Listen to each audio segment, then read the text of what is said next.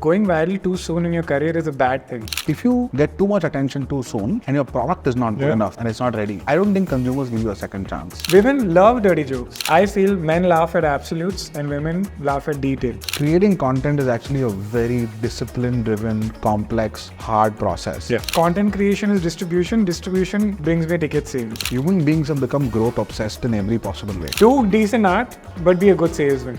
Success gave money to go for therapy. Like, people who are self-aware are very absorbent of feedback. You have to swallow a pill when you see your competitor do something that works really well. Are we rolling?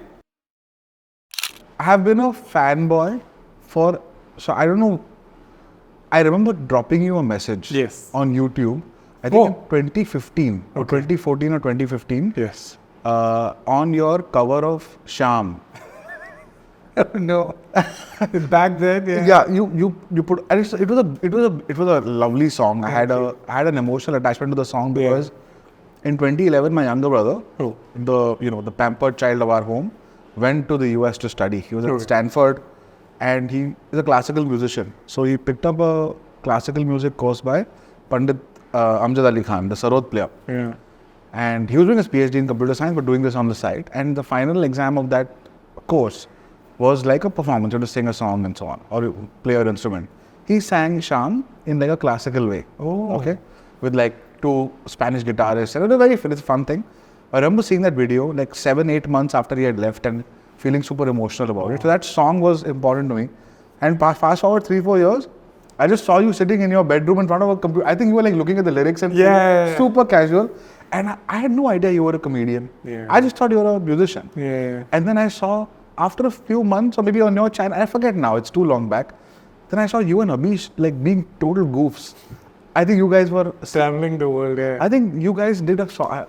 Was it Call Me Baby? Did you guys do something on Call Me Baby? By the way, that is not Abhish. That's my childhood friend Jason, who looks just like Abhish. Oh, that's not Abhish? That's not Abhish, And that was, Jason and I had this thing of, we used to lip sync songs in the worst way possible. So I do some. Is that video still up? I don't know. I have no idea. In the end of the song, I lose my mind and I take off my shirt and I start running around the lawn. And I was like, this guy is a funny guy also. So I was like super talented. And that's when I think I found a way to get your number. And I dropped you a message and you till date, like you were so nice, even though you're like now become a big deal and I'm sure, I don't know whether you are able to travel in public easily. I know, I mean... you get accosted? No, people, I think younger people recognize me, and I think now also what's really insane is after the show and I take a picture, all of them unanimously like, I used to see you in 5th standard. Oh, really? Yeah, and I think the sweetest story was a mom came up to me and she said that my son used to not eat his food till we saw a Kenny video. No, I have not made a lot of videos. So I hope your son is not starving. And then he's right next to her. He's like this tall boy. He's like, I used to love your videos. So I was like, wow. So it's quite insane how all of this, the effect of it is so overwhelming. I don't think about it.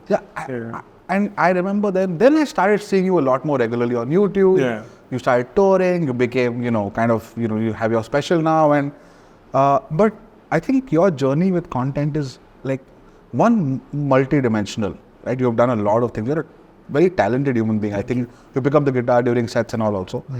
So I think you appeal to a lot of people, but I think you've been at it for a long time. Yes. I oftentimes think that you've done it without an agenda. You've actually done it to have fun. That's very true. Right? That's why I was nervous about today's podcast, because I was asking Aurav also like, what is the purpose of this? Because I have not had a very strong agenda for anything. It's always instinct driven. So No, that's perfect. So what we wanted to do today, and I'll give you like a 2-minute level deep dive. I am the founder of Bombay Shaving Company. We are a personal care business. So for 9 years now, we are now India's number 2 shaving brand by size. So it's a fairly sizable business. We now do around 300 crores of revenue per year. That's a lot. That's a lot, But it's not enough. Gillette is 2,000 plus crores. So there's a long way to go. I mean, but Gillette is very far. 120 years old. From the care that your company has. Thank you so much. 2000, so that's the goal, like to surpass Gillette? If you want to be number 1. Damn, man. That's how big we need to be. Shantanu, you need to hang out with me more, bro. If it was up to me, you would have been happy with 10 crores. Yeah, actually, sometimes I think about it. And I don't know, I'm watching this show called Hacks. Have you seen it? No. On Oh, it is unbelievable. I've just had a baby, so we haven't been to do a lot of things. I know. So I use travel time to watch it, but that has is it something about? similar. It's actually about two women. One is like this celebrated celebrity comedian. She's probably 70 plus. She's done 25,000 shows in Vegas. She headlines and she's like a big deal. Like she's a celebrity. And she recruits this 25-year-old writer who's like this Gen Z, super woke kind of writer. And it's the way the relationship builds out. Wow. I have not fallen in love with a TV show like that for a while. I'm going to say it tonight, even if it means my daughter is hungry and is screaming. I'm like, wait a second, I need to see this show. But it sounds cool, yeah. It's only like 20. It's two ideologies clashing, yeah. And I think it's beautiful because the relationship builds out beautifully. There's this celebrity, egoistic, slightly old school comedian who's obviously very good at her work. Yeah. And there is this new age, confident but employee, but she was beautiful. So I've fallen to, and it's 25-30 minute episodes. So it's not like you don't have to spend a lot of time to go through one. It's very quick. Yeah. I measure content in terms of quality by how many times I rewind something to watch it over and over again. I do it a lot in this show. Got it. I used to do it a lot in Friends, Okay. Modern Family, Yeah. and a lot of the stand-up that I watch. So Damn, that's high praise. I'm a huge fan of Modern Family as well. Friends, obviously, and Seinfeld. But Modern Family is shockingly well written. yeah, And the quality of jokes that they just throw away as a side comment. And I can't believe they said that. And I rewind, just like you said. And to hear, I'm like, they relegated this amazing joke as a side comment. Yeah. Like, I would feel any comedian would make that their main joke. yeah. And even the timing of the actors. Yes. Who's your favorite actor? I would say Phil is because in comedy, like being the flamboyant, loud one is the easier laugh. Yeah. Because it's so impactful, you can say it. Phil does a lot of these subtle, and he's a sweet guy. Yeah. So the sweet humor is kind of, but I laugh the hardest. And he does it very quick, like he'll say something he's not supposed to and immediately correct. Yes. That's very hard to execute. Right. Even Jay, like for me, Jay is a brilliant actor. That's true. Yeah. Even 2.5 Men, for example, Yeah. that annoying brother, Alan, I think his comedic timing was off the charts. Yeah. Yeah. I mean, in comedy, to be honest, everybody alley-oops everybody. Like, the straight man and the crazy analogy, which is there's a crazy person and there's a straight man. Yeah. If you have two crazy people, it's very irritating. Yeah.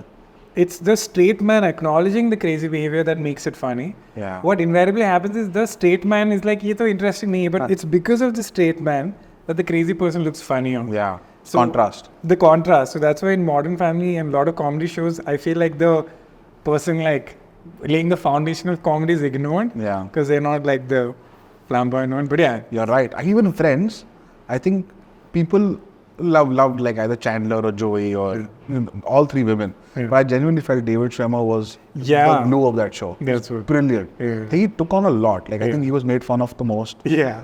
He had the worst moments, Yeah. but I think it was brilliant. But yeah, I think for this, right? So we've been running this for 9 years. With us, we always struggle with marketing and becoming center of conversation because we're in a category where a consumer uses the product alone inside the comfort and privacy of his bathroom, and men don't talk to each other. So our brand was always very limited on word of mouth in comparison to any other brand in any category, whether it's chocolates or biscuits or beauty products or shampoos. There's always word of mouth. There's always, people talking. Or you do it socially, like you and I will have maybe a biscuit together or chocolate or ice cream or a Coke. But our category was, no one spoke about razors, right? It's a similar problem to toothpaste. Right? Oral care is again a very low engagement category that way. It's very personal. So we realized, we're taking on a huge, very successful, rightfully so great product brand called Gillette and now Philips. How do we become center of conversation? And we realized that we are a young challenger entrepreneurial brand. So what is young challenger entrepreneurial? Is entrepreneurship in India. So we said, can we build a podcast around entrepreneurship, which kind of mirrors my LinkedIn profile? That was a very vague idea. Okay, if we do that, we might get 20-year-old, kind of kids who love entrepreneurship to come and watch, and then through the podcast we can make them aware of our brand, and they can, kind of become users. and it worked like a dream, right? It seemed like a far off idea, but we have now done 75 plus episodes. We don't have a large followership, but we have a very engaged followership. And Tanmay says it very well. He said, sometimes you need a lot of views and sometimes you need a lot of engagement, and the correlation between those two things are not is not as high as one might imagine. You would much rather have a small, sharp audience watching your video for 20 minutes than a large audience just scrolling past it for 30 seconds, and sometimes you need one or the other. And we started the podcast and we realized that we are really making a difference for our brand and to our viewers. And our viewers are basically young people who want to be entrepreneurs in their own life. They could be, starting their own company. They could be someone like Tracy who's, in an entrepreneurial environment but wants to kind of do her own thing. They could be someone who's, might want to do it for their family business. It's a whole variety of people. And we realized that on the podcast, we can actually take one skill every year and disseminate it through experts. And now it's content creation. Yeah. So last year was sales. So we got in like FMCG gurus, senior folks who had been on the road, built out distribution and so on. And it was a wonderful thing. We got we call it Razorpreneur. And we said, you become a Razorpreneur, sell a razor, and the one who sells the most will come onto an episode of the BarberShop and share their experience with so we got the global chief operating officer of Reckitt, Aditya Sehgal, lovely human being, to come and mentor these 10 people, and then it was a great thing. We said, okay, this year, let's do it around content, because we have benefited from content a lot. And we're like, and we're realizing that the content, the lines are now blurring. Anyone who's running a business, whether it's a sari shop owner in Bangalore or whether it's a sweet shop owner in Jaipur or a large business with large brands, everyone is now telling stories. The consumer is becoming a lot more demanding of, I want to know what's behind the brand.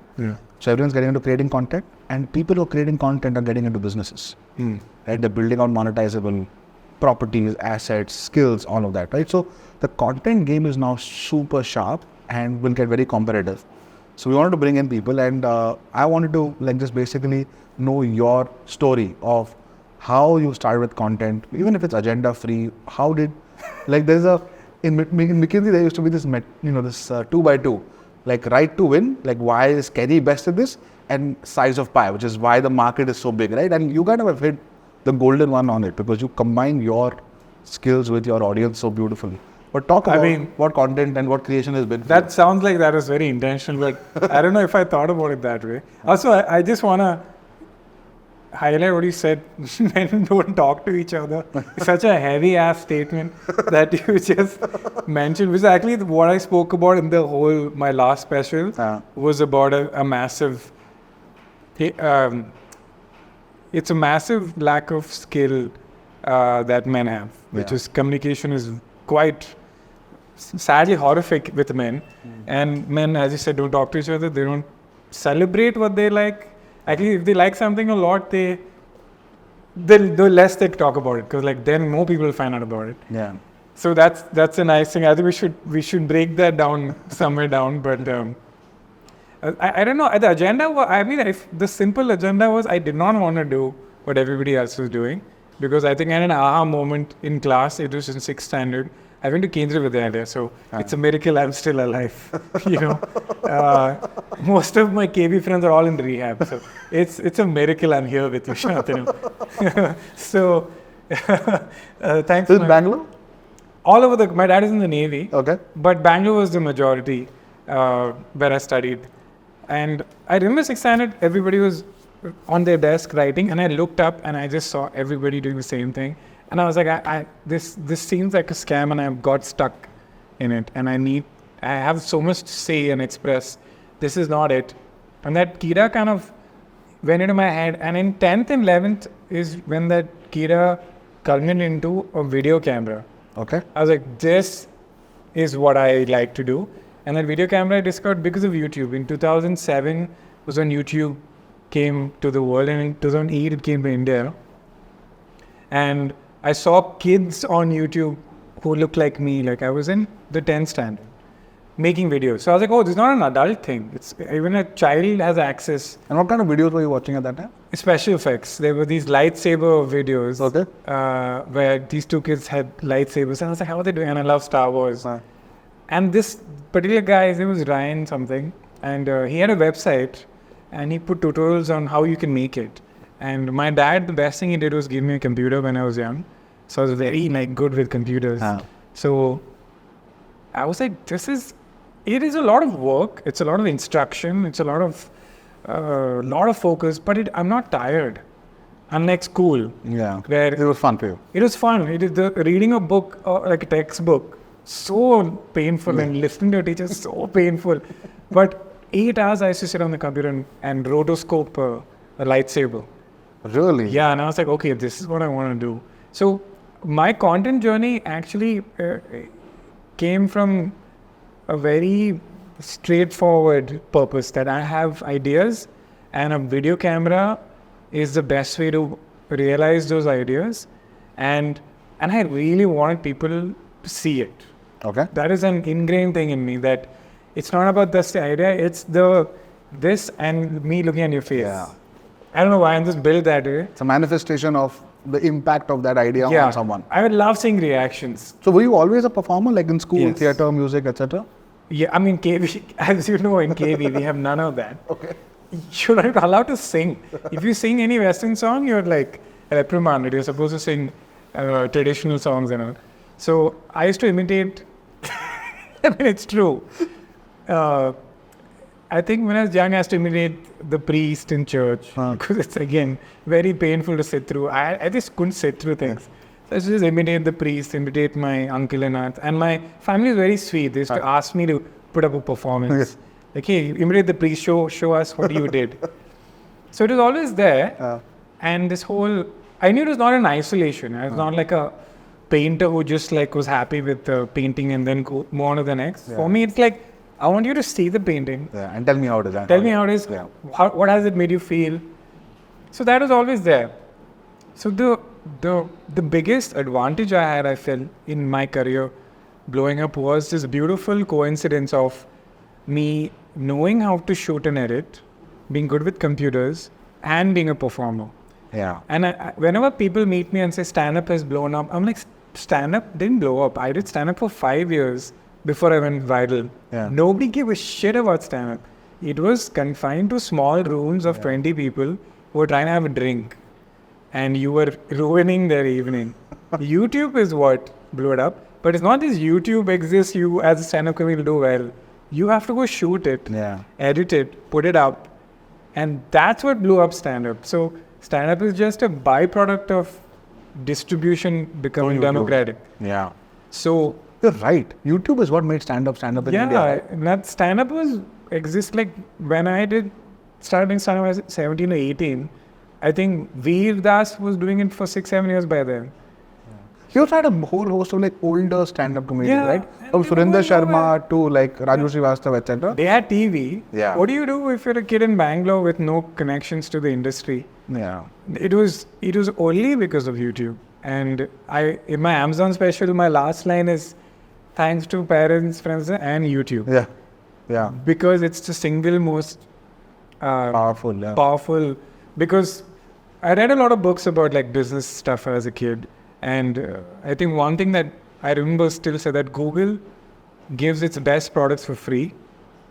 And once it becomes like a part of your life is when they start charging. Yeah. And that's the approach even I took. There were a lot of these comedians who were older than me who were like, you put your whole show on YouTube? This was in 2011 or 12.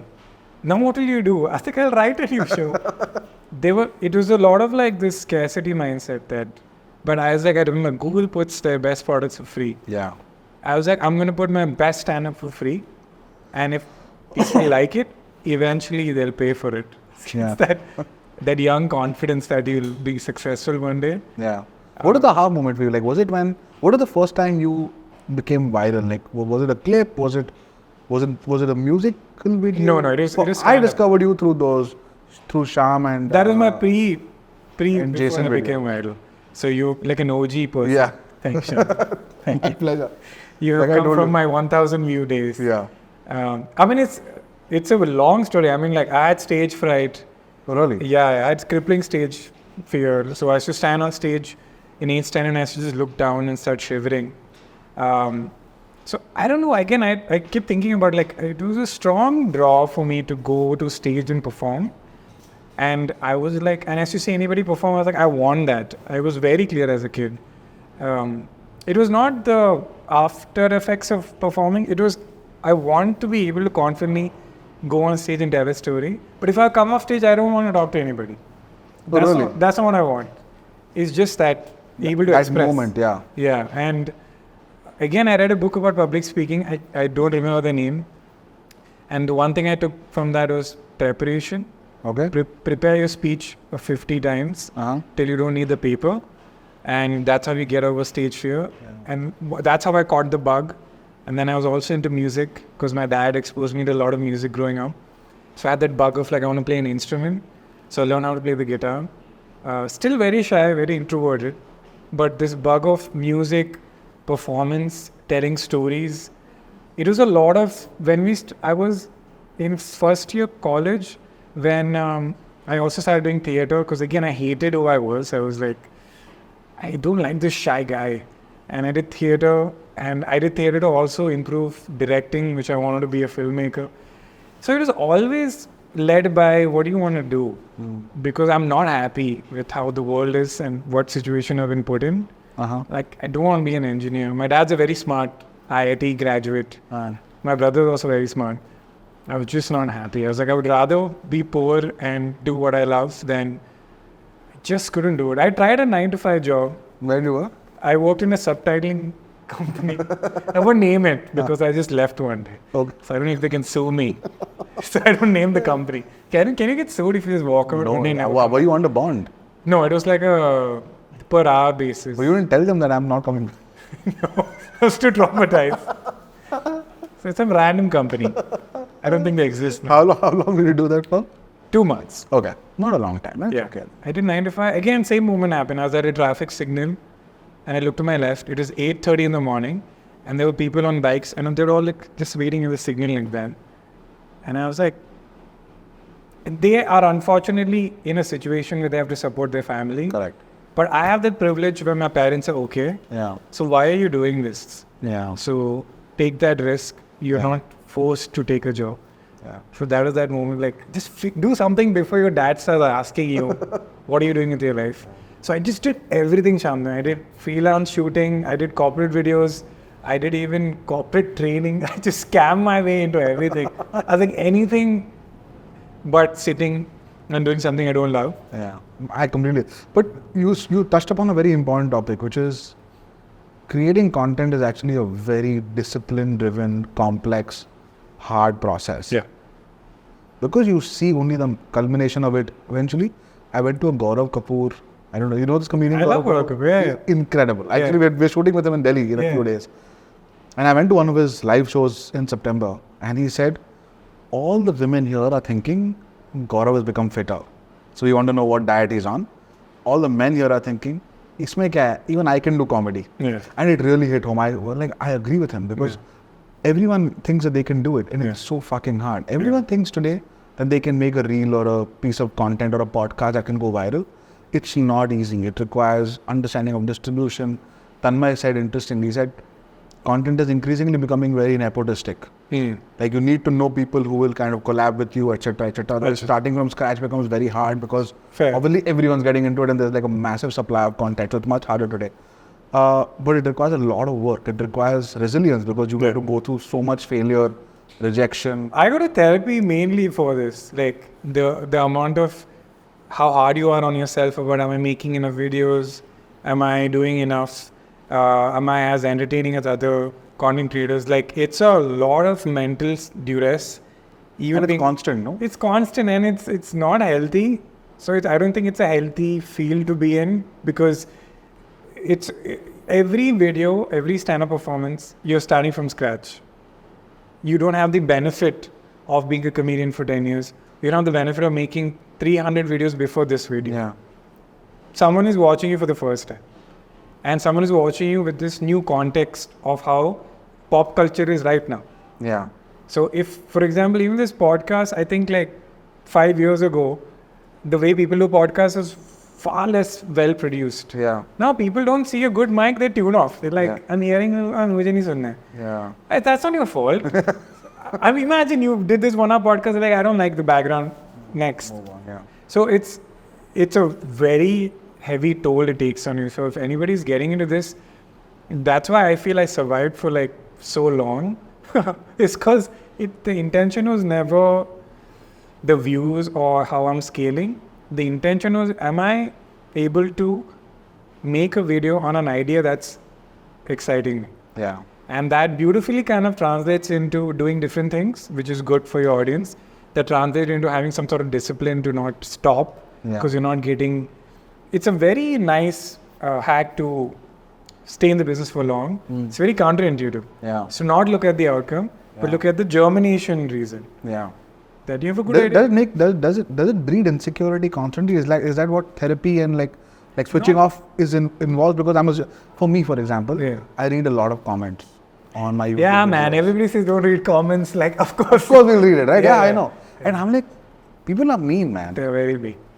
And I was having this conversation with the comedian when I started putting stand-up clips in 2014. With who? Sorry, with who? Another comedian. He was telling me like comments are so mean. Yeah. In 2014, when I used to put a video, the comments were beautiful. Like, used to get these paragraphs of someone who's like, I'm talking to Kenneth, who's like a human being. He's put up this video. He must have spent a lot of money. And they used to write like amazing feedback. Personal, very personal. Very personal. Like, I loved your video. I was looking forward to this all week. You kind of lost me at the 3-minute mark because I felt like, the angle was confusing. 5th minute mark, what you said really resonated with me. I don't get those comments anymore. Now it's either love it or one paragraph or some vitriol from some guy, what a bad day. So I told my comic friend that I think we've reached a point that we have to stop reading comments. I don't think there's anything positive coming from it at all. Like from 2014... It's been 10 years. 10 years, the quality of comments is really degraded. And everyone feels this? I mean, I don't know about everybody, but I don't think anything constructive is coming from comments anymore. I would rather read a DM. A DM is far more personable and respectful. I have the privilege of doing stand-up, so I talk to the audience after. Yeah. They tell me like, hey, we miss your music stuff. Please do more music. Yeah. That's so much better than this sucks. What do I do with this sucks? But hey, I miss your music. Can you do some more music? That's actionable. Done. Yeah. Yeah. So you were saying the comments. Yeah. I just feel like I just feel like the process of putting content out there. Yeah. It seems easy, but it's really hard. So one is it requires a long time, and it's getting even longer to kind of start scaling up. Yeah. Right. So a lot of the distribution has now become offline. We spoke to Varun Maiya yesterday. Do you know him? Yeah. He was like, dude, I'm just telling creators now, you put content out there, start picking up the phone and telling your friends, anyone who has some decent followership to start sharing it. Don't wait for the algorithm to blow you up because it's unlikely it's going to happen. Yeah. You have to get distribution offline. So one is it's taking longer for even great content. Yeah. Apparently, what did he say yesterday about something like YouTube? Apparently you can tell YouTube that, hey, this guy has less than 50,000 subscribers, but he's making or she's making great content. Like you can do it thrice a month, and every YouTube member can actually like recommend 3 comics. Or three creators, right? Something like that.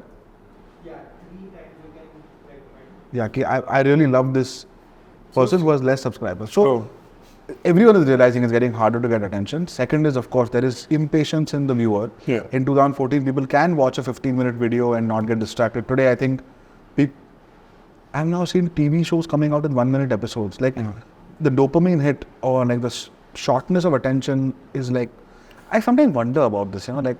I don't fully agree though. I don't feel like the shortness of...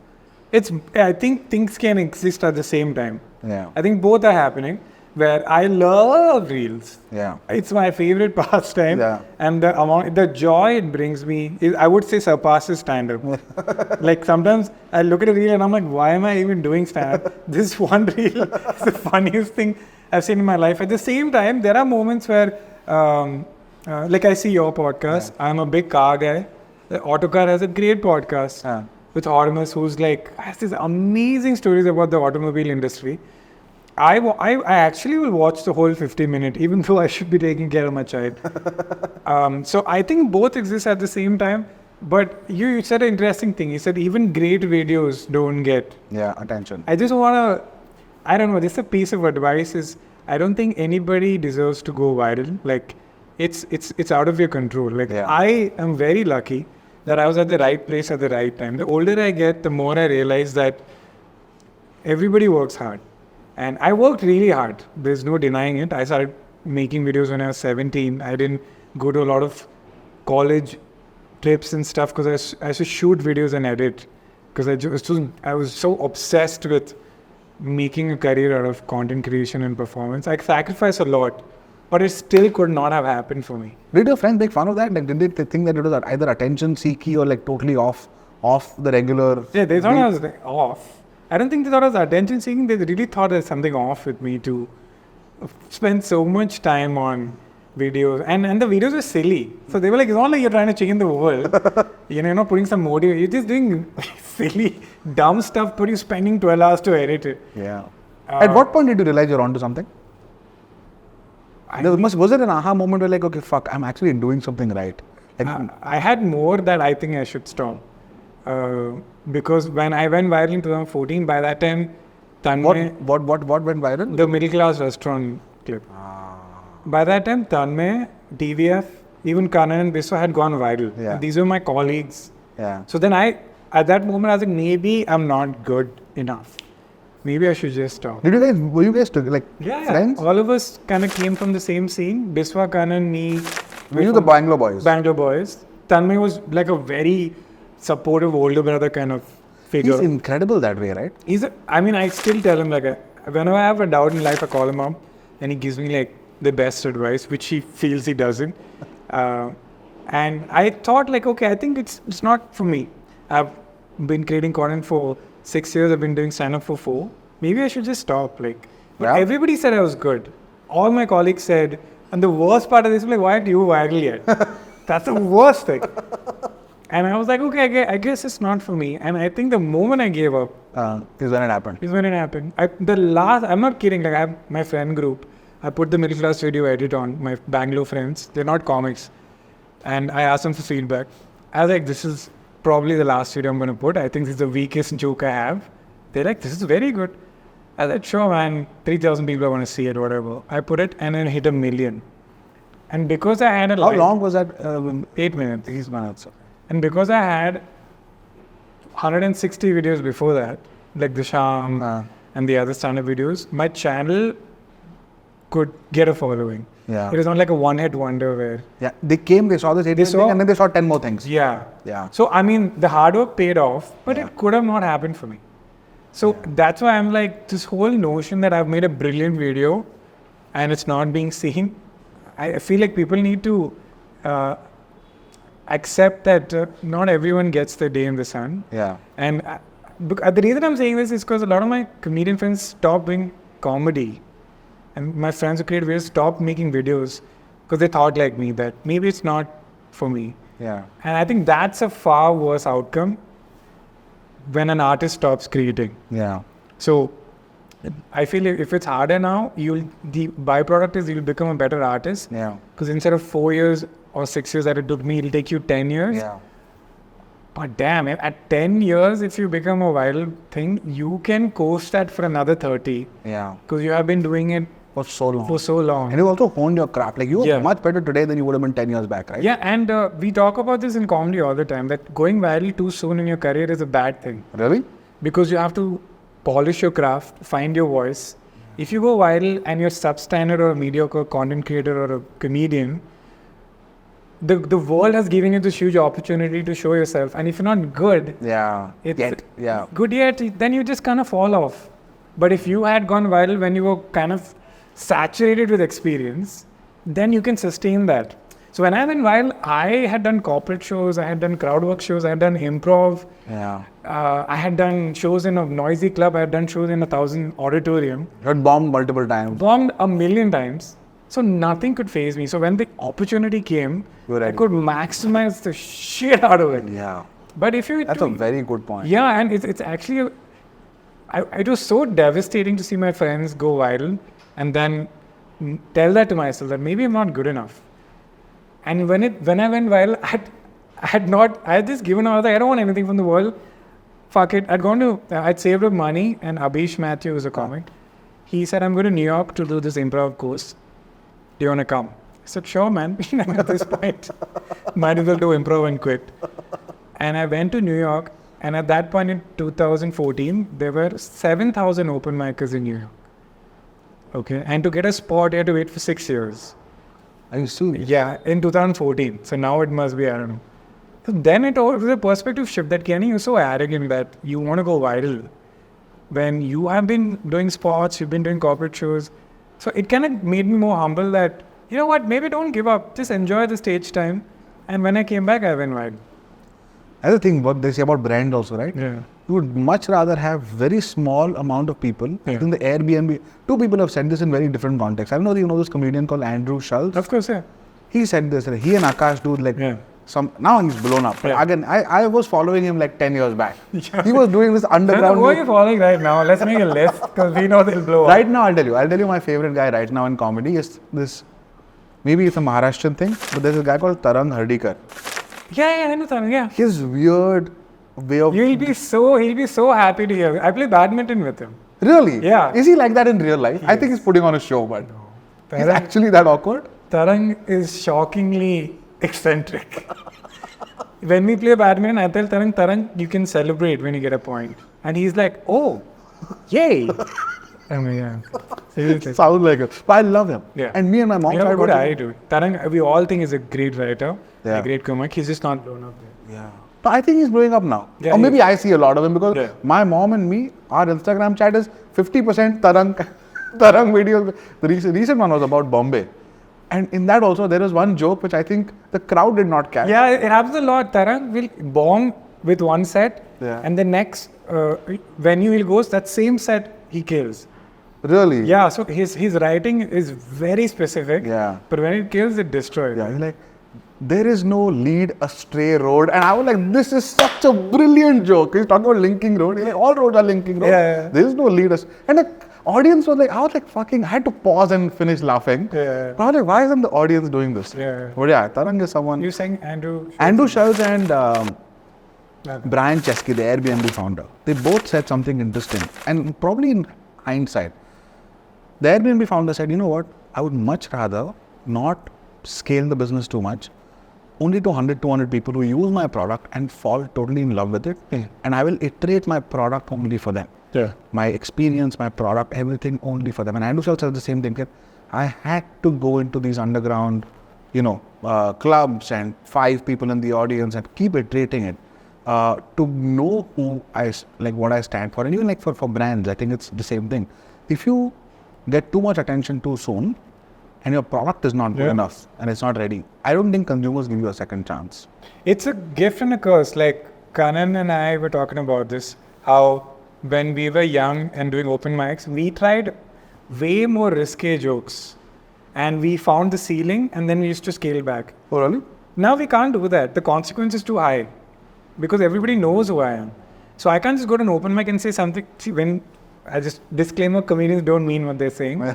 So if I say something I don't mean, but my goal is to laugh, the audience will be like, why does Kenneth believe in this ideology? And I'm like, but just forget who I am, just focus on, I can't do that anymore. But I'm lucky that I had 5 years of learning the skill, failing. Push the envelope and come Push the back. envelope, learn the skill. So now I get the attention, I know the responsibility. But if you get stunted the moment you get viral, right? You can't do something crazy. You have to stand for something more than who just than just yourself. Yeah. So it is a gift and a curse. So it's a very good way of looking at it, that maybe you're not gone viral yet because you're not ready yet, and make all the mistakes now. Like nobody's watching you, especially as an artist. Create the body of work. Yeah, create the body of work, and you'll only get better. So when you go viral, you're like, I have a system in place. Yeah, you can take it. Yeah. The Airbnb thing of you saying, there's a book called Small Giants, which really eased my insecurity and stress about, because I'm surrounded by brilliant people, like I'm like you and Tanmay, like these are all like brilliant people who talk about scale all the time. And this scale conversation is very stress inducing. That Really? Yeah, like, oh, should I be having a merchandise business? Should I also have a course that's giving me passive income? Should I be training comedians on how to be, and also do stand-up, and have 4 comics under me who do corporate shows?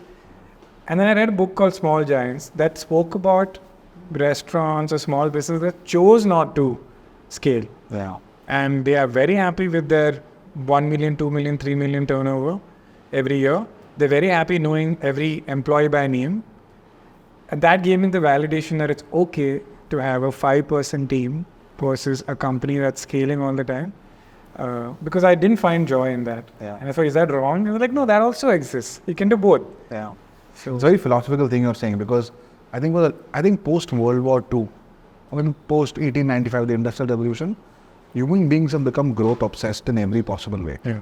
And now we are 8.5 billion people, when actually the earth, all our institutions, from banks to governments, everything, kind of functions at 5.5, 6 billion people on this planet. Yeah.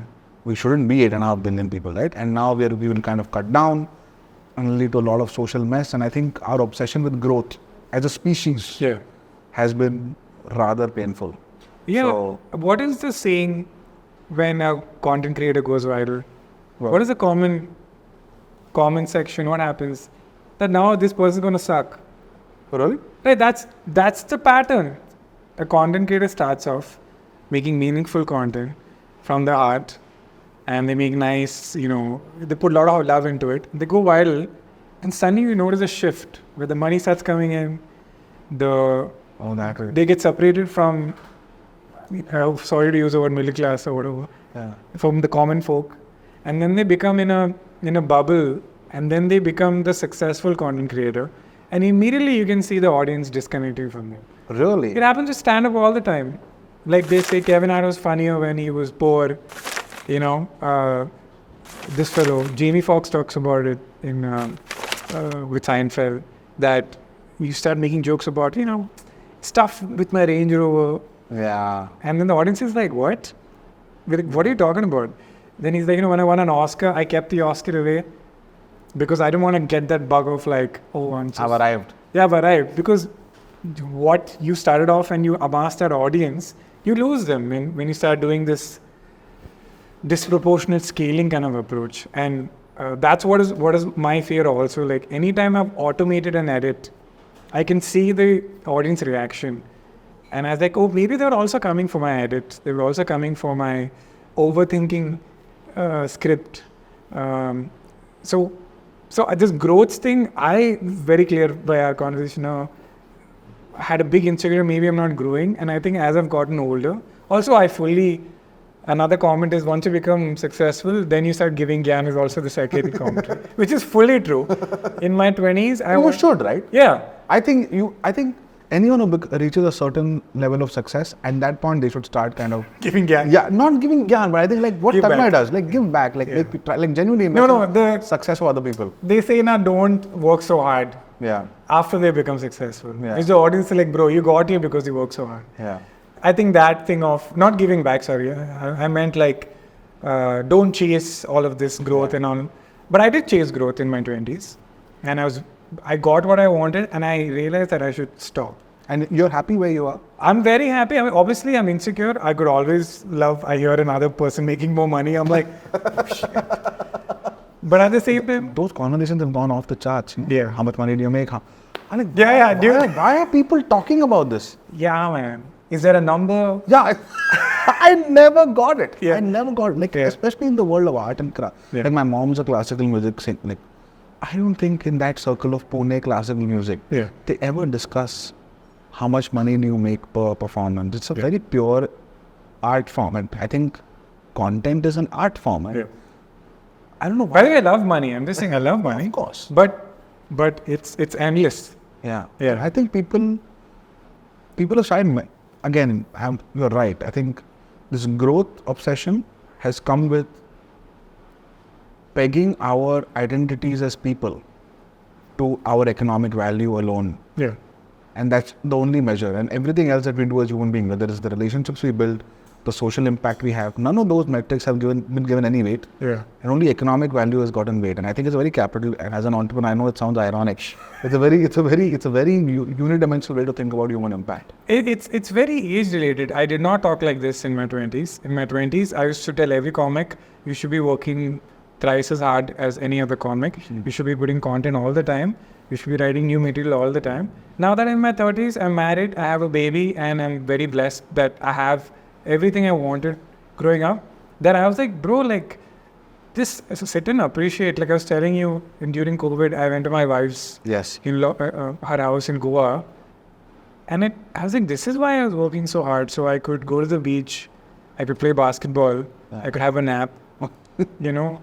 And my wife also has enlightened me.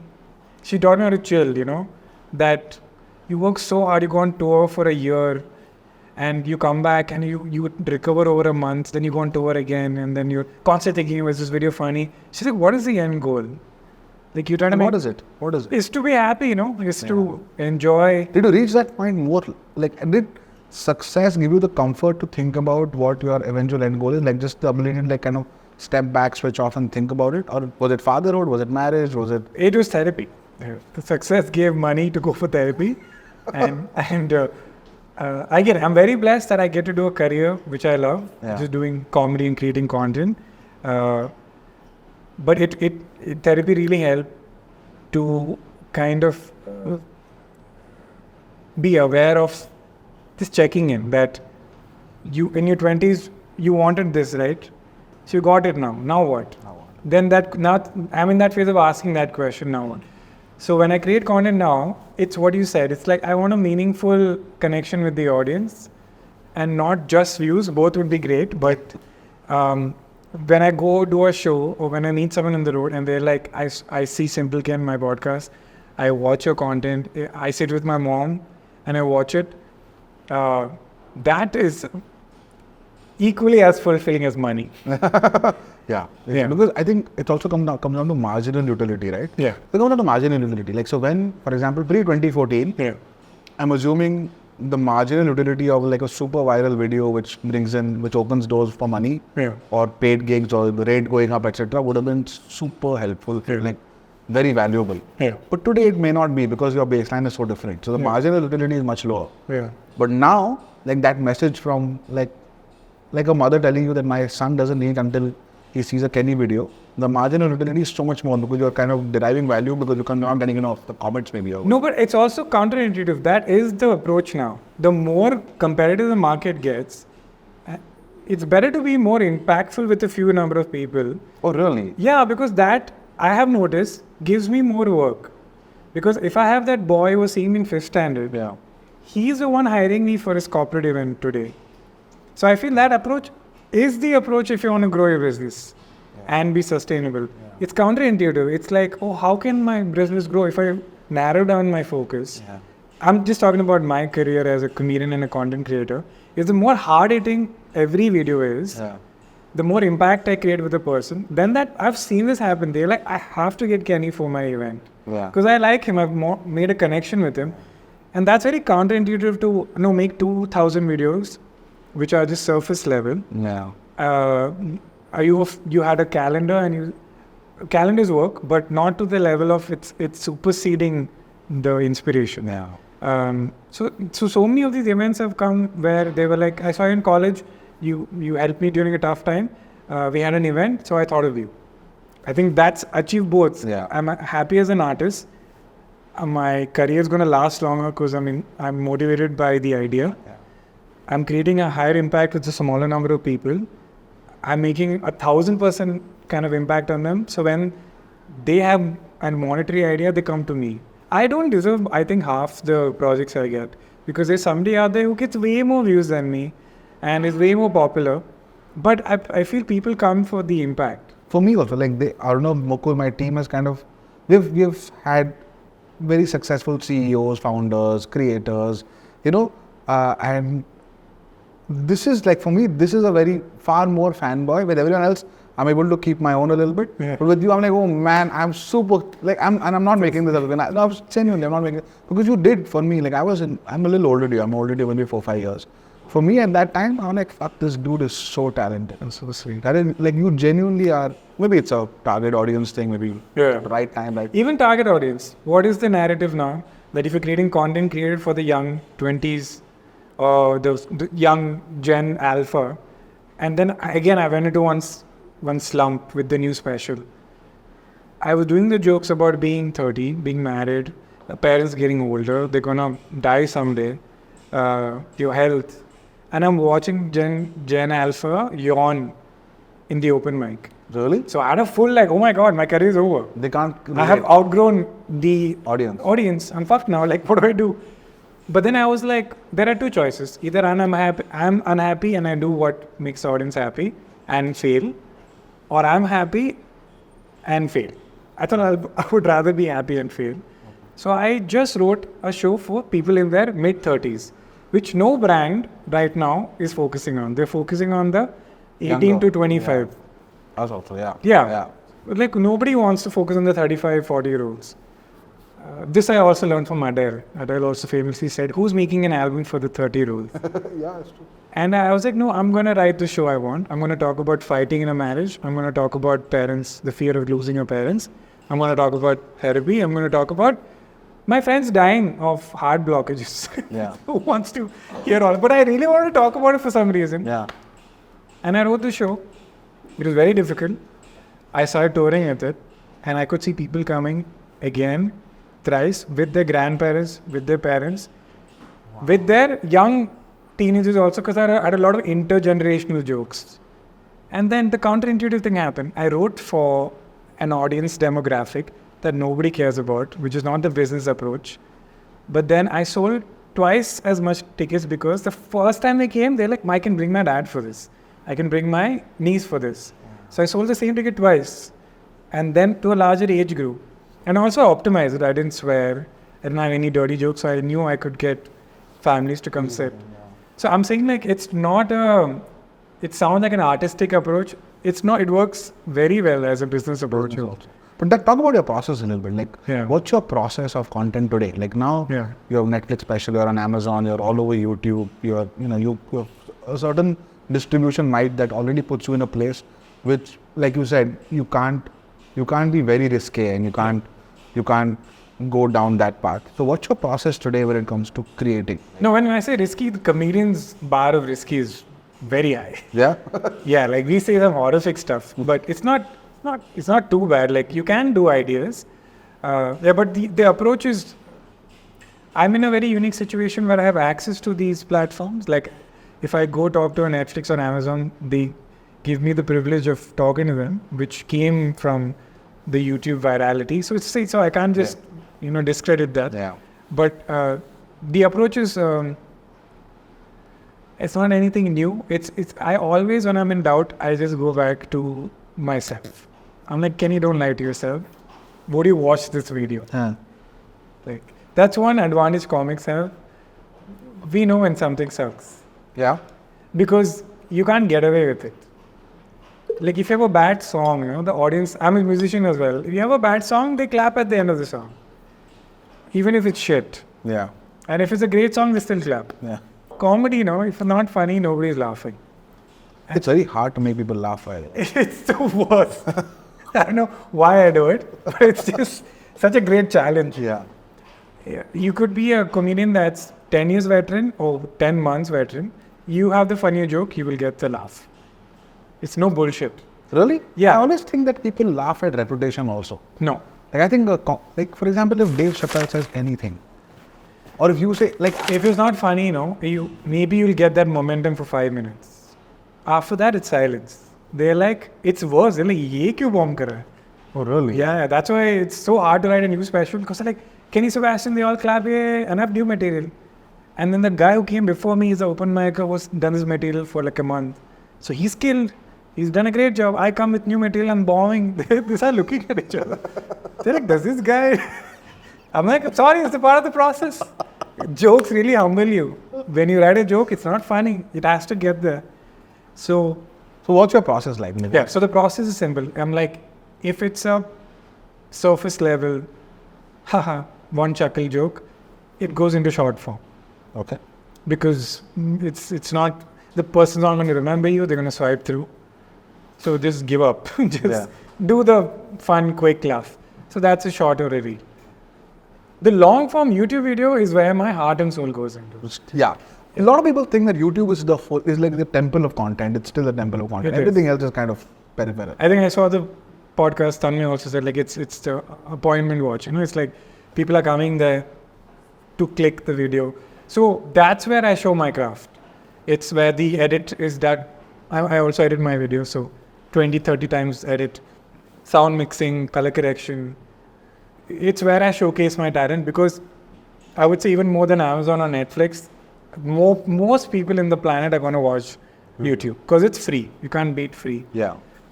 So YouTube is my A game goes into YouTube.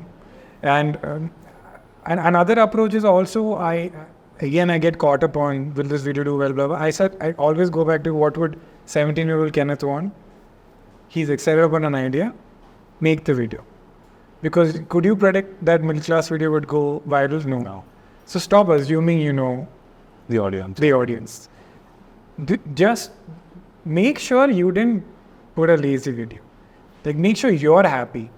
As I said, right? Yeah. I would rather be happy and fail than make the audience unhappy and happy, and me being unhappy and then fail anyway. Yeah. So that's the approach, that you have to be excited about the idea. You have to put your 100%. And that's YouTube. Now, Netflix and Amazon I go with like my baby to it. Like my Santa special is my baby. I don't give that to brands. I don't give that to YouTube. That's for Amazon and Netflix. Because, kudos to them. They have built that prestige of a stand-up special. So I have to give them the material that's been tested over an entire world tour. Correct. So this show that I've done recently, as I did about 65 cities across the world, and about 150 shows I did. That's crazy, man. So it's around 70,000 people have bought tickets for it. So that's the stats I go with them. And in those kind of tours, I'm always curious, like, do you improve as the tour goes on? Yes. Like, I had a joke about grandparents being racist, and I say the word, and I could say the word in India, but then in America I can't say it. Yeah. It's too jarring.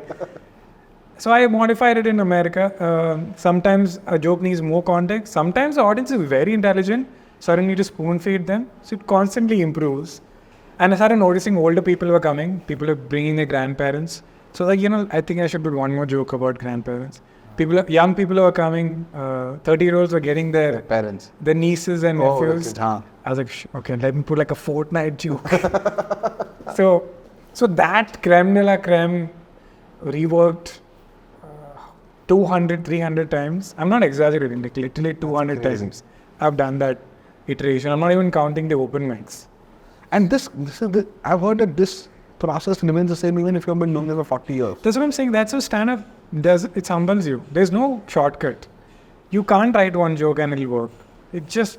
I don't know whether you know this comedian. He was obviously like kind of went into this whole Me Too situation. Rather, Louis C.K. Louis C.K. Yeah, of course. His craft. Why, bro? Why you ruined everything for us? But there's a guy on Instagram, I forget his name now, but this guy who like teaches stand-up. He's not a stand-up comedian, but he teaches stand-up. He observes how people do things and gives lessons on Instagram. Oh. He said Louis C.K. looks like the most casual, like you're thinking he's winging through a joke. Yeah. Maybe you may not, but I always thought Louis C.K. was one of the most naturally funny human beings I've ever met. Like I've seen, right? He's just so funny just by the way he talks and the way he enunciates. Yeah. But then he said, look at the way he tells the same joke on 3 different occasions. It's literally the fucking same. Yeah. So he's rehearsed his casualness. Yeah. And I'm like, fuck, for a veteran with that kind of, like he's done a TV show, he's done so many specials. For him also, and he, like towards the end of his, career, he's still kind of putting in that kind of practice. So it must be really hard. You talk about this for an hour. Are you sure you want to get Yeah, go. Yeah, tell me about your process. Like, do you use a mirror? Do you use family? I've seen Abhishek Upmanyu, for example, sit with like a crowd, like very casually, like just reading jokes off a notebook. Yeah. Just seeing with I know this venue also. It's called Leaping Window. People sitting down on the floor also changes the entire context of the joke. So the thing is, it is not a coincidence that when you watch a stand-up show, you're laughing every 15 seconds. Yeah. Is real life conversation like that? No. Right? So it's not a coincidence that you're laughing every 15 minutes. How can you make people you've never met before laugh? Yeah. And I read this thing that laughter is also a familiarity thing. Yeah. If you watch a video alone at home, you don't chuckle. But if your sister or your father is sitting with you, so it's a social thing. Yes. So how can a social thing, like you laugh hardest with your best friend, your uncle has the best joke because he knows the family. How does a social thing work from a stranger? Yeah. There's another aspect of if That's you go a beautiful way to say it, yeah. Yeah, and there's another aspect of you go to a comedy club, you walk in and people are laughing, right? 5 minutes ago, they were not. It was quiet. There was another comic bombing, and this new comic came who they never met, and in 5 minutes, they have made the entire room burst into laughter. How is all of this happening? So, half of the answer is we don't know. And because we don't know, it's done on ground. It's done on the field. Because we don't know why, and laughter is involuntary. You laugh first, and then you're like, Abhay, why did I laugh? Right? Yeah. So we don't even control our own laughter. Correct. So there's a lot of unknown things happening. That's why a comedian has to go on field. You can't do it like a song where you compose it in a studio and then go perform it or ask 3 people, kaisa laga? Wow. Stand-up, unfortunately, from the day one has to be told to an audience.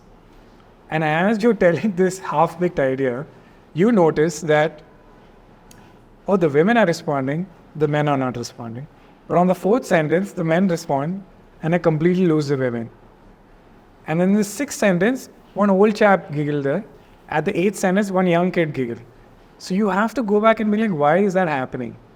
And then you feel like maybe it's caused in this. So there's a men and women humor difference as well. I feel men laugh at absolutes and women laugh at detail. They like the beautiful kind of complication of life is where they like humor. Guys like, well, wow, yeah, usko ek chana diya, gir gaya wo. Absolute. Chata mara, gir gaya wo. Absolute. That's male humor. So I've got a college shows where they divide the men and women. I'll say one joke, all the men laugh, all the women are like, what? I make one joke, all the women laugh, the girls like, yeah. So it's fascinating. So it's understanding the audience so deeply. Yeah, it's very cool and it's very nerve-wracking because sometimes you do the same joke at an 8 p.m. show, 10 p.m. show, nobody's laughing. And then I went through all of this, like why? And then I find out that there was a parking issue at 9 p.m. So everybody's annoyed. So they're tired and they're irritated. So it is not my fault. So I'm like, how the hell do you factor in? Correct. So it's all of that. So with stand-up, the approach is constant working, polishing, reworking, and different sets of audiences. So if I go to a college, I'm like, oh, the college guys like the dating jokes more. Yeah. Then I went to an entrepreneurs meet. They didn't like the dating joke. They like the marriage joke, obviously. Maybe that's an age difference. Then I go to an old people's, like something like a Gymkhana audience. Old people love dirty jokes. Well, Really? you would assume they would like, they're quiet for the nice polished jokes. I make a dirty joke, all the uncles and aunties. Women love dirty jokes. They don't like to admit it. My favorite test. Older women or just women in general? Moms. Really? Moms love dirty jokes. Because they're so fed up of putting up a poised kind of thing. Correct. I make a little dirty joke and they love it. Yeah. A little sexual tension joke like, she must be getting a lot. And she's like, oh my God, that's so true. And because she's like so frustrated being a mom all the time. She's like, I also like to talk shit. So, I have noticed that with my parents, by the way. yeah. They started swearing now. I never thought that they're very comfortable with it. Like Hindi stuff. Yeah. Yeah, not like polished English stuff. Nice. This is like Hindi, like vulgar stuff. Yeah. And then suddenly they become kids. Yeah, it's They get a car and go eat aloo parathas. I mean, where's the health? CK has a joke, no, that before your mom gave birth to you, she had a whole life. Yeah. Like even my daughter, Emily, I'm like, she doesn't even know how Teresa and I used to date, go get ice cream, go watch movies. She'll now see us always as parents. So you do all of these combinations over 200 shows. Yeah. And you can already realize the level of obsessiveness. Yeah. You finish a show, you don't celebrate the show. My wife is also like, you look so stressed. I'm like, oh, the 4th joke didn't work. Yeah. The 18th joke didn't work. 21st joke worked really well today. Why? And it's just by memory. Like, are you like, do you do this line by line? Like, Everyone mug it up? has different methods. Some people like to write it. I do it from memory. I just do like bullet points. I know my topics. Each joke is kind of, because when we did the open mic, we were working on that chunk. Okay. So we kind of remember it in chunks. That my dating chunk worked well today. My dating chunk didn't. Oh, so you like, but that's really hard, right? Like, do you kind of fumble in the middle? Like, what if you have like a memory fade or something? Like That's also, I get this question a lot. But see, this won't happen to you. Imagine if I gave you this assignment that for 3 weeks, you have to say 4 lines every day. After 6 months, if I ask you those 4 lines, you'll remember, like, bro, for 2 months, I said those 4 lines every day. Correct. So that's how we did the chunk, I did a 5-minute bit for like 2 months. Then the bit got ready. Then I go to my next 5-minute bit for 2 months. So it's almost like it's like second nature. Yeah. And what's life like? Like now as a creator of stature, of scale, what does a day in the life of Kenny look like today? Like, how do you think about it as a business? How do you think about it as your team? How do you think about it as now you're a dad, financial responsibility? And like, how does your passion, obsession, desire, love for your craft translate into a profession and a living? So the insecurity of losing money is the foundation of everything. My dad went from Navy to he worked in Siemens and then he lost his job. And at a young age, I experienced that things can change at any moment. So that's been my approach day one. When I started doing stand-up, everybody told me stand-up is a bubble. So my approach is every day pretend like everything's going to end tomorrow. So the approach is diversification. When I started doing stand-up, I was like, I need to make sure content creation is constantly happening. And when I'm doing public shows, I need to do a corporate version of it. Because you can't do a public show all the time. So have a corporate set, because I'm sure if I perform in public, I was constantly thinking of how can I branch out. At a lot of these public shows, there's people working in IT, Bangalore. They used to come up to me and say, hey, can you come to my office? Then I'm like, okay, this is a way to make money. So then I wrote a corporate set. And then you start incorporating outsourcing. So I'm like, how do I shoot and edit? So then you also find out people who can do shooting, editing, sound mixing. So you have that system in place. So in a day, I saw it as 2 lives. My day is a content creator and my night is a stand-up comedian. And both fuel each other. From our earlier conversation, stand-up exists only because of YouTube. So I cannot ever not do YouTube when I'm doing stand-up. That's your foundation. Yeah. That content creation is distribution. Distribution brings me ticket sales. Correct. And beautifully, what I do in stand-up is my content. Correct. So it's a nice flywheel. It's a nice, beautiful circle of life. Yeah. Then I was like, what if stand-up gets banned? I thought of all of that. Why will that happen? Do you remember in Bangalore, they once banned dancing? You couldn't dance in a club. What? Yeah, some weird rule. I remember they used to say, if you listen to music, like you can't dance. You can listen to music, don't vibe. So I was like, India mein kuch bhi ho sakta hai. So I was like, what is? When was this? Yeah, Really, you know? Yeah. So that's India. Kendriya Vidyalaya in India prepares you for everything. So yeah, I am in the mindset of sab kuch bhi ho sakta hai. Yeah. So if stand-up gets banned, then like, do you have other monetization? Yeah, do I have another performance format ready? So I do music comedy. So then I've seen you pick up the guitar. Correct. So I'm like, look at that chai toast thing. What was that? Chai Time was... Chai time, yeah. Yeah, Chai Toast. Yeah, I really tried to get a sponsor for that. Anyway, so Chai Time was, again, I couldn't create stand-up in a pace that the audience was demanding. That's when I went viral. So how can I get something quick, but it's also good quality? And I realized I'm a good improviser. So Chai Time was prop comedy. Because stand-up doesn't allow props. So I was like, why don't I do prop comedy? So I used to get a prop subject for that episode. So biscuits, I used to get all the biscuits and I used to have jokes about all biscuits. One was about cleaning supplies, one is about ironing, one is about cooking. So I just found like... I remember that, yeah. Then music is a format. Corporate shows is a format. Corporate shows are tricky, right? Because like people are not there at a corporate party or whatever to listen to comedy. It's not like they bought a ticket. This is a side thing. And I think I sometimes find it very disrespectful to artists when there's a bar, when the people are serving food. It's not a good thing. Whether it's musicians, like it happens with like these places where the music is kind of the background thing and there's like a live band and everyone like talking. I find it very painful. I'm the only idiot standing there like clapping after every song and like guys like, but it's so painful. Like, so I don't know how stand-up kind of fits in corporate. I mean, Shantanu, I come from so much abuse of the arts that I'm like a refugee. So I'm just so grateful that people just even pay money for a ticket. I come from Kendriya Vidyalaya where you're not allowed to sing, you're not allowed to draw. So me thriving as an artist is the biggest miracle of life.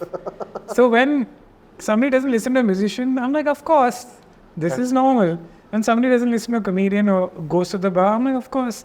When people listen, I was like, wow. That's luxury. Yeah, luxury. Like a lot of comics or a musician says they're disrespecting you. I'm like, you shouldn't exist. Yeah.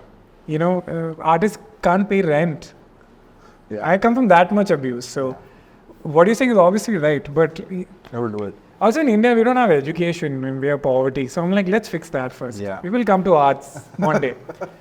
So corporate shows is one. Like how many do you do like in a year or in a month or whatever? I try to aim for 2 to 3 a month. Oh really? Yeah. And as you said, you need to recognize this is not a stand-up show. You're an employee. You've been hired for a service. They have not come for comedy. They want clean humor. They want to be entertained for 25-30 minutes. These are short sets. Right? Yeah. So I have designed a set that doesn't offend anybody. Very vanilla. Does the job. Get out of it.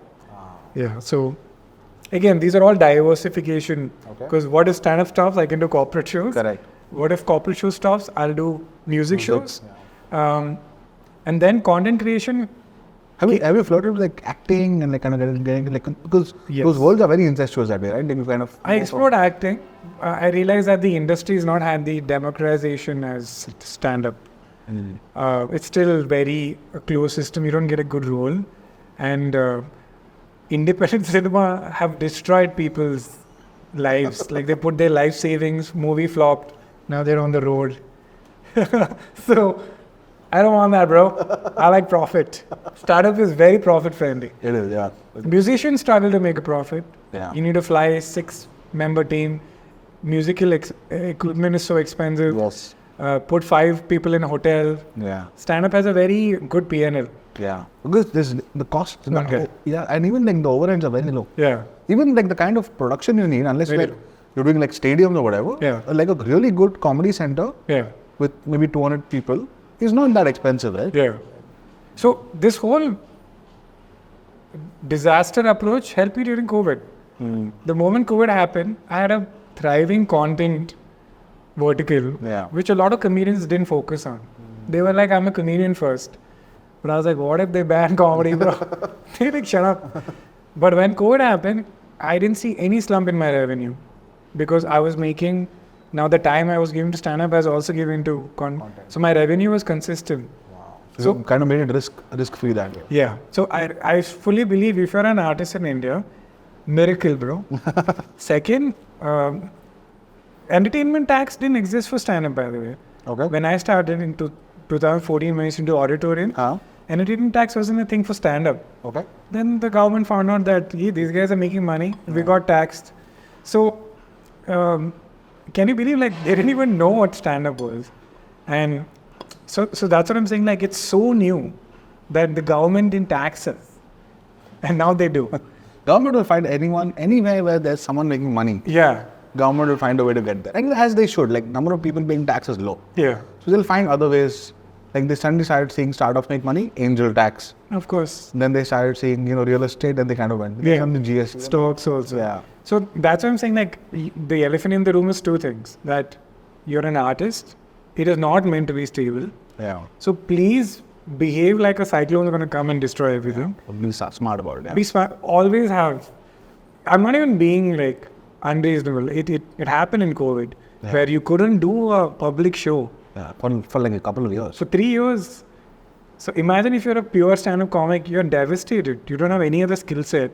No income, yeah. Yeah, a lot of the comedy scene in Bangalore died because of COVID. Because a lot of cafes that had open mics shut down. So a lot of new upcoming comics that India could have seen were squashed because of COVID. They went back to 9 to 5 jobs. Yeah, because it's a privileged profession. Because you don't make money from it. And what's your team like? Do you have a full-time team? Do you work with freelancers? Like how do you? I realize I'm very bad and co. at managing people. Okay. I try to have an employee and stuff, and then I get frustrated that they are taking a salary and they're not working. Then I realize it's my fault. I'm supposed to give them work. So I realize that I'm a good project guy. Yeah. That when I do a project, I hire everybody on a project basis. We get the job done. It takes 6 months of my life. And then after that, the project is ready. We part ways. And, I do another project. Because my job is also cyclical. Yeah. 6 months I'm touring, I can't do content. Yeah. Then 6 months I'm doing content, I can't do touring. Yeah. So this employee company structure doesn't work for me. Project stuff really works well. And also I realize that the field I'm in, people's skill levels vary. That some DOP in Bombay is excellent. And then I do a Chennai, then I find even a better DOP. Then I do Delhi. I'm like, acha, it makes sense to work with everybody. Yeah. And so the second...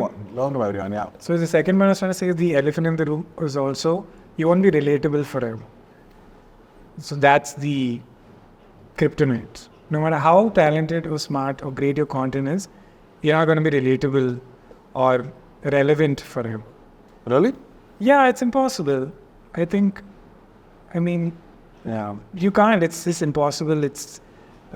I used to love watching Scooby-Doo growing up. I don't watch it now. Yeah. I used to love The Matrix growing up. Now I don't watch The Matrix. Yeah. I'm like, is this a human nature thing? So you need to factor in that one day your career is going to end as a content creator or as a comedian. And that's okay. It's very natural. So really be smart about your investment. So so you kind of diversify investments outside as well, outside of... Yes. From day one, I told all my friends who started making money from comedy and music and that it's going to stop one day. Don't go buy a Mercedes. Expensive cars, yeah. Don't buy now. Get your house. I keep telling you, get a house, get your retirement fund and pay off anything else you want to do. Be debt free, yeah. Then you start blowing money. And only in the first 3 years, only invest in cameras and things that make you money. That was my approach from day one. And I have a studio at home, so I don't pay rentals anymore because I was like, this is a cost that is so easy to cover. Yeah. Just buy a camera. It costs Sony A7 is like 1.6 you can get it for. And you'll use that every day. Then the hesitation to create content also reduces. Correct. So you're not going to be relevant forever. And India mein kuch bhi ho sakta hai. And as an artist, you shouldn't exist early because it's not a conducive environment. So these 3 systems is what I do every day. Yeah. Have a corporate set, create content, do live stand-up shows, have a website. I even predict if YouTube and Instagram shut down tomorrow, have an email list. So when I do my very smart ticket shows, I have the emails of all my ticket buyers. So now you know your audience. Yeah, so I have like a 150,000 email list I have. Oh, really? Anybody wants to buy it for me? Because I'm like, what if Instagram shuts down? Yeah. I was there when Google Video sent me an email. Google Video shutting down. They want to back up your videos. I have that email with me. So why can't YouTube shut down one day? Absolutely. Athletes actually do this very well, right? Athletes know that, cricketers will know that they're going to retire at 35, 36. Yeah. And they'll have 35, 40 years of being productive adults. Yeah. And having the responsibility of family and so on. Yeah. So they, earlier they would start restaurants or, Sachin, and they kind of make investments. But athletes who don't do that well, people who win Olympic medals and, who come on, in the India team, if they don't do that well, they suddenly Sorry, so the solution, instead of being so morbid, is to diversify into a new field.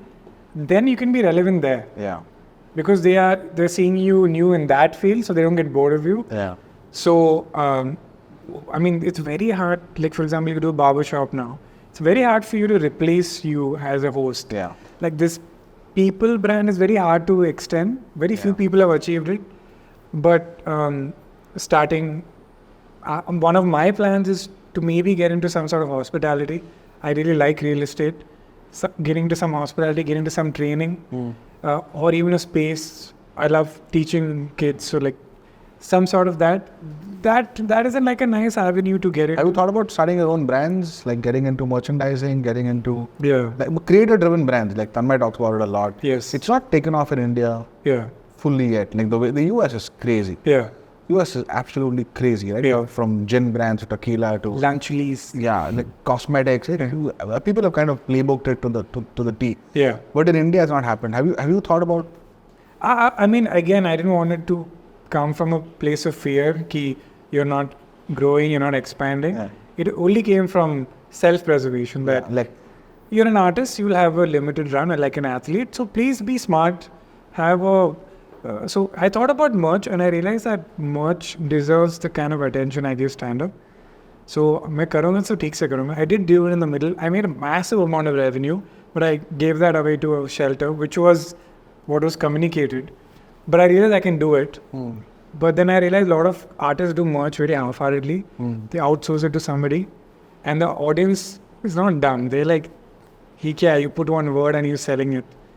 I'm like, put the heart and soul into your merch. So I am exploring merch, but I will only do it when I can do it well.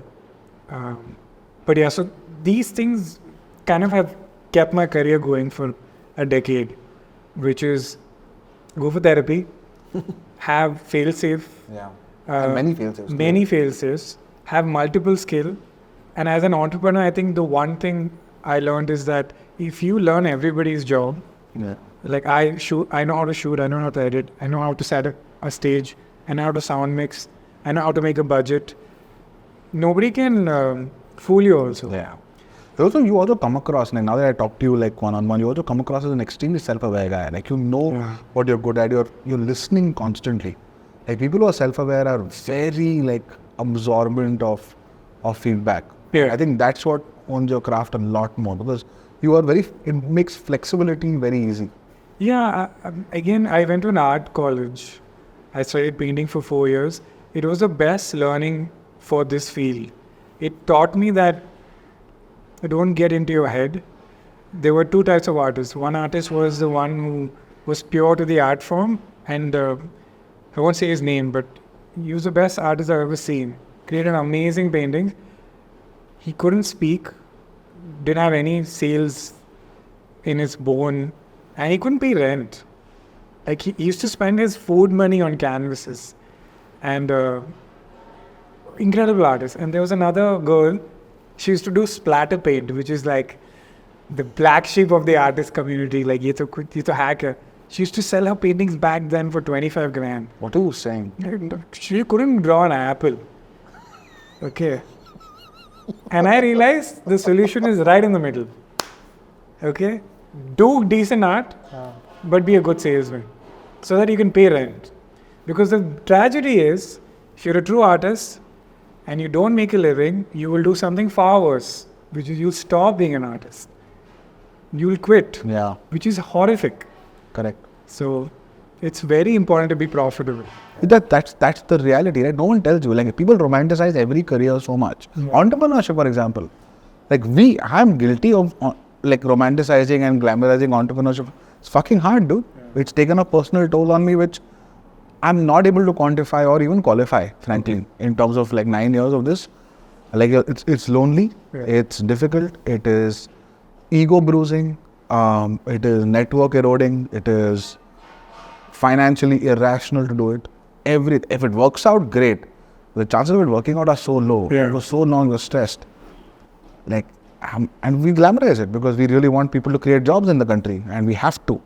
But it's not easy. So idea is to like prepare people for it. Yeah. I mean, the analogy is, Trace and I, our baby is 1 week old. And we were very lucky that our friends told us how hard it is. Yeah. And because they told us how hard it is, we did not expect it to be easy. And because we didn't expect it to be easy, it's been so smooth. Yeah. Because we didn't like freak out when things got hard. Like, it's supposed to be like this. This is what it's supposed to be. Yeah. So that's what I was also trying to tell people, that you could work very hard, you could do everything right, and it could not happen, and that's okay. What's worse is you stopping being an artist. That's a huge disservice to you. And I think resilience comes from building tremendous mental comfort with worst case situations. Yeah. This is the worst that's going to happen. Yeah. Let me build comfort with this. Yeah. And then even if that happens, you're like, okay, I was prepared for it anyway. Yep. And then that muscle is just... That's very enlightening because that's what I learned from therapy as well. Yeah. That just verbalize the worst case scenario. The video won't do well. The special will fail. Can you handle it? I say, I can handle it. Then this sense of fearlessness that comes like, oh, I'm ready for the worst case scenario. And it's never a worst case scenario. Like imagine it. Like genuinely imagine it happening and kind of imagine yourself in that situation and then kind of... I think I'll be over it in a month. Yeah, it'll be comfortable. And then everything else just seemed like a cherry on top after that. Yes. You can only go up from. That's why I say I see my career as a massive, giant boulder of a cherry. Because I constantly tell myself, anytime I have a bad show, I'm like, the fact that stand-up comedy exists in India is a blessing. Yeah. The amount of censorship we have, the amount of conservative thinking we have, and we are doing these jokes is a miracle. Yeah. How I'm super, like I don't waste my money. Yeah. And these people have spent like $2,000 to come see me. I better give them a good show. Yeah. You know? So there's no arrogance there. It's just like, it's a really good way of sustaining. Yeah. You stop becoming bitter about iska channel to 4 million subscribers, which obviously I have those moments where I'm like, I've been doing it for so long. Why don't I have 5 million subscribers? But then I sit down and I'm like, you know what it takes to get 5 million subscribers? Do you want to put that time? Do you want that time away from your wife and from your health? Yeah. Then I'm like, actually no.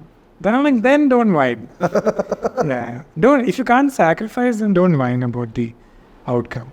What's the future? Sorry, are we rolling? Yeah. We're rolling. What's next in the frontier for you? Like how do you think about this evolving? You're still young. I'm 34 now. 34. So you're going to be a productive adult for the next 40 years at the very least, right? Hopefully. But how do you think about? Do you have like 5-year, 10-year views, or is it evolving so fast that you're like played as it goes? We don't know. I think the only one dream that's left is to make a out and out comedy movie that is self-produced. Okay. That's the only dream left, and it can only be self-produced because I know how the system works. If you run it by the studio, you run it by the censor board, you run it by the producer, वो scene काटने वाला है. And comedy में you need maximum freedom, and you need that one person's. There's a big conversation about why comedy films are not funny today, is because it's made art by community. Yeah. Back then, when comedy was good, it was one fellow's weird sense of humor, which is permeating through the whole project. Correct. And it was pristine and untouched. Yeah. Because he found it funny or she found it funny. Correct. If you start asking everybody, do you find the scene funny? They're like, we don't like find it funny, but this fella finds it funny, so you remove the scene. Correct. But a comedy movie can only survive if one person was like, इसके ऊपर उल्टी होता है ना, मुझे I love it. Scene डालो इसको. So that's one dream. But my goal is to hopefully have a career for that long and also create projects that only I can, which a new comic can't. I can take some more risks in terms of production. Like I can do a 1.5 hour special about marriage and parents and all of that. But a new comic papa, she can't do. They might have to resort to a more hard-hitting, funnier premise, but I can push the boundary of topics because I have the cushion of a good career. So that's my goal for the next 20 years, not to do some lazy shit. Who do you look up to, like in this world of content, not only comedy, but in general, like, and not only India, but outside, like who are your kind of, who like, fuck, I want to learn this from this person. This person does this really well, or who kind of... Like John Mulaney in terms of writing. I love it. He is so good. It's like every special is brand new. Like you have to become a new fan of him. Yeah. Seinfeld in terms of work ethic and business sense. And clarity. Like and clarity. Yeah, I agree. It's to stand your ground. Nate Bargatze is a new guy. I've not seen one. What's the name again? Nate Bargatze. Okay. Again, clean guy. I like clean comedy. I find it like quite impressive. It's hard to do, right? It's quite hard. Yeah. By the way, I have something to say. Like, by the way, this Akash and Andrew. Andrew, yeah. They, by the way, observed the India scene. And I think Akash was bringing it up. When I went to New York that time, comics in New York saw YouTube as an inferior medium. Oh, really? And we were talking about how our careers happen because of YouTube. And how we put all our content on YouTube. And they used to chase the HBO and Comedy Central specials. And we were like, put on YouTube. And that's... Do you know these guys? Yeah, we know all. I know Akash and I've not met Andrew. And that conversation permeated. And Akash gives us credit. Those guys have forgotten. They saw the India scene and noticed how leveraging YouTube is great for stand-up. Yeah. Putting up 1 hour specials is a great approach. Yeah. So I also feel like sometimes what we do here now works far better than what they're doing. Because entertainment is very saturated there. Correct. So we can break new ground here because there are no rules. So they are very like kind of stuck in their gatekeeping kind of structure. Also here the number of people watching and the kind of feedback coming is so high and so fast. Yeah. Like I now see, for example, Andrew and Akash, for example, did a whole segment on Akash attending the wedding. Yeah. I found it hilarious, but I knew that they're smart enough because they know that this is going to get to like a few 100 million people in India who might start following them because of this. Yeah. Which see that there is like this whole, let's look at the India audience. The people I look up to actually in India is Tanmay and my peers from Bangalore, Kanan, Biswa. And even Biswa has invented himself so much over there, from pretentious movie reviews. But even that, like, I don't think people who watch it today also realize how well scripted that was. Dude, that was fucking... They used to kill themselves every episode. It was, I'm sure, like weeks of effort for every episode. Weeks and weeks. Kanan used to lock himself in the room in the night and just keep editing. He's like, it's not funny enough.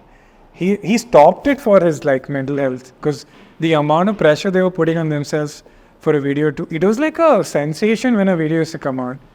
I learned a lot from watching. I also saw the toll it took on Tanmay. And I realized like something people don't talk about is if you don't take care of the other side, which is a mental and physical aspect, it affects your career. Yeah. So I'm not anti-career and anti-productivity and anti-capitalism. It's actually very pro-capitalism to take care of yourself. Correct. It's very pro-productivity to have the long game in mind. Yeah, absolutely. And it's very pro-productivity to not think about growth all the time. Yeah. Because if you focus on quality, growth just forcefully happens. Yeah.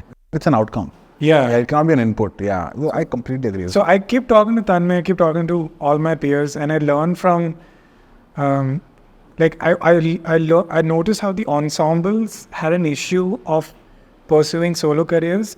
So I decided not to collab early in my career, which was very counterintuitive to what you're also talking about. Yeah. Because I was like, if I don't prove it to myself that I can go viral by myself, I think I'll second guess myself for the rest of my life. Correct. And I was like, I can't live with that. So it's okay if my success comes late. And so when I went viral, after 4 years of that, I started collabing because I wanted to be like, be confident in your own work. I mean, it might not work for other people, but this was a thought I had that don't make an ensemble. I don't want to go on stage and be like, where is that other guy? Where is this? I don't want that. And I've seen that happen. So I feel like... Pros and cons of that, yeah. Yeah.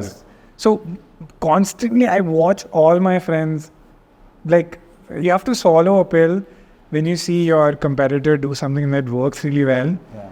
So I go through that phase like, fuck man, what a great idea. They're doing so well. And then I get over it in a month. Yeah. And like, it was right there. Yeah. But then I'm like, abhi chapo isko. Go become his friend, find out how he did it. Yeah. And I do the same. And then you see exponential growth because as an artist or a content creator,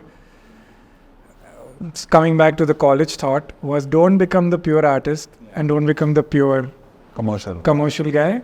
Because the pure artist refuses to take ideas that work. Yeah. And the pure commercial guy forgets why they started. Yeah.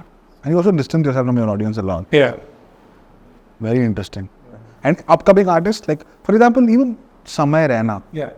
Dude, I've seen that guy since his... I'm going to talk about Samay now.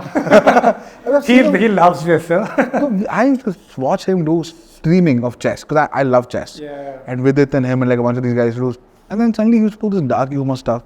And then he just, it's amazing what he's doing with whatever. Again, so counterintuitive, right? Imagine stand-up comedy, the most entertaining piece of performance, and watching a chess match is so painful. I know it's a great game, but holy crap, it's boring to watch as a newbie. Yeah. And he married those two. Yeah. Again, passion, no? He's a good chess Yeah, player. it was motivated by passion. It was not motivated by like, oh, let's look at the top 5 most shared sports. Chess is nowhere there.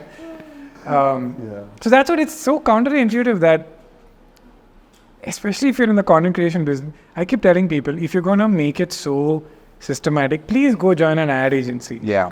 Then be freaking systematic there. But if you're motivated by creativity or art, just go with idea first. Do it so well, you'll find an audience, and that audience, even Small Giants has a statistic, the book I was talking about. I think if you have 1,000 paying customers, that's enough to sustain a business. These are the 1,000 audience members that will buy anything you sell. Correct. So that's a very good number to calm your career path. Yeah. If you have 1,000 audience members who love your work, who you genuinely care about and you don't see as a number, and if they buy anything you do, you can sustain as a business. That's good revenue. That's amazing. Actually, before we let you go, we use our Sensei Smart 3 Razor as a tool for the skills that we want to teach. So last year, so this is a product we're very proud of, okay? This is a 99 rupee razor. That price point does not exist in razors. Yeah, because I saw how complicated this is. I'm like, this is 3 blades, aloe vera gel for a young consumer who has acne or thin beard, sensitive skin.